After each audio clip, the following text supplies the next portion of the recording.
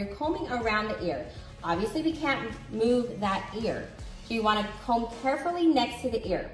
You also do not wanna avoid by pulling the hair back to avoid the ear or forward, because that's going to create some really uneven lines.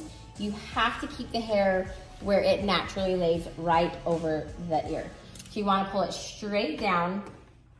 Also, that shoulder is in my way. So if I keep my fingers down, there's really no place for my hand to go. It'll make their head tip.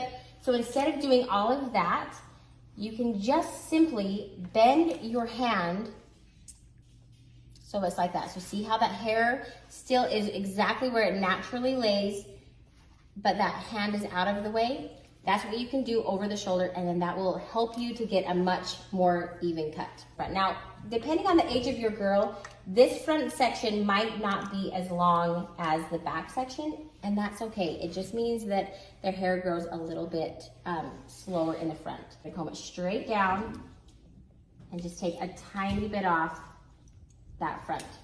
Okay, we've got the whole bottom length cut for her hair. Now, you will want to double check this. You will want to pull both hands or both sides of the hair down. Now, a lot of times, if one side is shorter than the other, it had to do with your head position. Okay, if this isn't the cutest little style on girls, I don't know what is.